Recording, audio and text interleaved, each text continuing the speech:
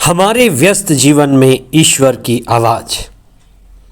कहा जाता है भूख शिकारी को दौड़ाता है, भूख शिकारी को दौड़ाता है। Hunger moves the Hunter. इस बात पर वर्षों पहले से खोज चलती आ रही है कि मनुष्य के अंदर सबसे बड़ी प्यास कौन सी है, मनुष्य की आकांक्षा क्या है, मनुष्य की अभिलाषा क्या है जो उसे दौड़ाती है। वैसे तो मनुष्य के 3 मुख्य प्यास हैं। पहला है अनंत जीवन का प्यास। मनुष्य हमेशा जीवित रहना चाहता है और स्वर्ग का अनुभव पाना चाहता है। दूसरा है अनंत प्रेम की प्यास, प्रेम में डूब जाने की प्यास। और तीसरा सबसे बड़ा प्यास है सभी के आगे निकलने की प्यास, सबको जीत लेने की प्यास। इन तीनों कामनाओं की प्यास कभी पूरी नहीं होती। इसीलिए ये तीनों प्यास भी ईश्वर को पाने के प्यास से जुड़े हुए हैं। ये भी ईश्वर को पाने के ही प्यास के पहले कदम हैं। इसलिए जब तक ईश्वर ना मिले तब तक ये कामनाएं हमें घुमाती रहती हैं, दौड़ाती रहती हैं।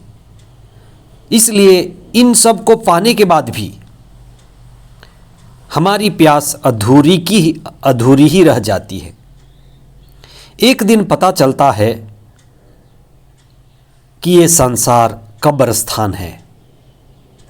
हम में से सभी को ये पता चलेगा। चालीसा का दूसरा सप्ताह 8 मार्च 2023 बुधवार। पहला पाठ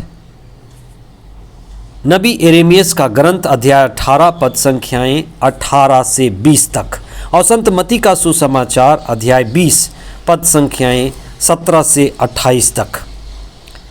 आज का सुसमाचार ईसा के शिष्यों में से 2 भाइयों का अपनी माँ के साथ ये सिफारिश कराना कि वे ईसा के दाएं और बाएं बैठना चाहते हैं, ये उनकी अभिलाषा थी। ईसा ने उनकी मांग को सुना और लगभग ये कहा कि उनका दायां और बाएं बैठना एक तरह से सीट बुकिंग के जैसे है। और ये मांग और ये बुकिंग बेहोशी में चल रही है। ईसा कहते हैं कि मेरे दाएं और बाएं बैठने की मांग तुम्हारी अज्ञानता का कारण है, ये तुम्हारी न समझी है।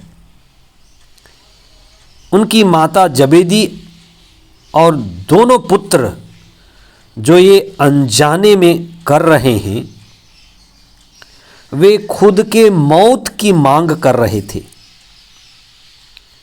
वे जानते समझते तो अपनी मौत की मांग नहीं करते। बड़े होने की अभिलाषा मनुष्य की सबसे बड़ी अभिलाषा है और एक माँ अपने बच्चों को सबसे ऊपर, सबसे आगे देखना चाहती है। ये अभिभावकों की भी अभिलाषा है।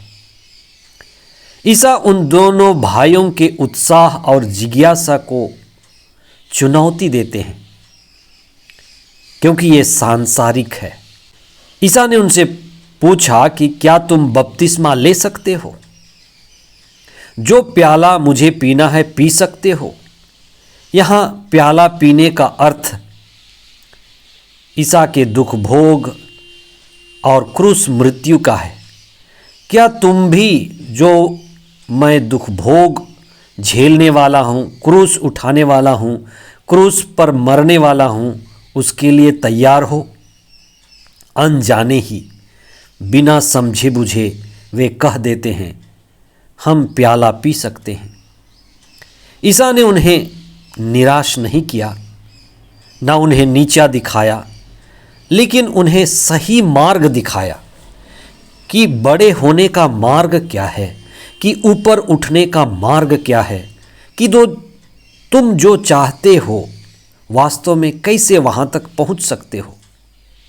ईसा ने उनसे कहा, राजा बनना चाहते हो, ठीक है, सही है, बनो राजा, लेकिन पहले दास का काम करो।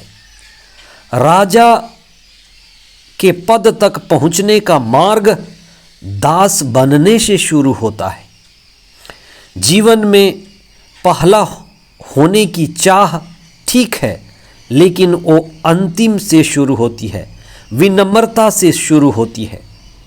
ऊंचे उठने का मार्ग विनम्रता और समर्पण से होकर गुजरती है। इसलिए जीवन में उठना है तो झुकना जरूरी है। व्यक्ति को सेवा और सतत समर्पण करते हुए आगे बढ़ने की ज़रूरत है। इसलिए ईसा ने उन्हें जो मार्ग दिखाया वो विनम्रता का मार्ग था। ईसा की बातें उन दो भाइयों के लिए और हमारे लिए भी अहंकार को तोड़ने की बात है। सारा बाइबल अहंकार तोड़ने की शिक्षा देता है। और हमारे जीवन में कई बाधाएं हैं, विपत्तियां हैं, क्योंकि हमारे जीवन में अहंकार है। परिवार में भी आप देखें, परिवार में कई परेशानियां हैं, विपत्तियां हैं, क्योंकि वहाँ अहंकार है। जहाँ जहाँ अहंकार होगा वहाँ विपत्तियां और कठिनाई और ज़्यादा होगी। नबी यिर्मयाह का जीवन इसका उदाहरण है। जब भी हम सत्य की ओर बढ़ना चाहते हैं और सत्य को खुद में और अपने समाज में, परिवार में स्थापित करना चाहते हैं, तो कई लोग इसका विरोध करेंगे, क्योंकि लोग सांसारी हैं, शरीरी हैं। हमें कई चुनौतियों का सामना करना पड़ता है। इसलिए हम मौन होकर आत्मा का अनुभव करें, मौन होकर दिव्यता का अनुभव करें और इस चुनौती से गुजरें।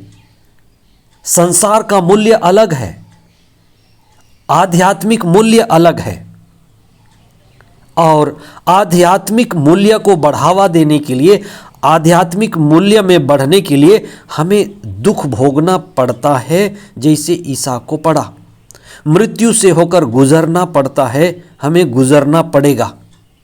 इसलिए हम प्रार्थना करें कि हम आत्मा केंद्रित, चेतनशील और बोधवान बने और हमेशा आत्मा की संगति में रहते हुए सांसारिक लोगों को झेलें, दुनिया के आकर्षण को झेलें, और प्रार्थना द्वारा ही हम इस संसार रूपी भाव सागर को आगे निकल पाएंगे।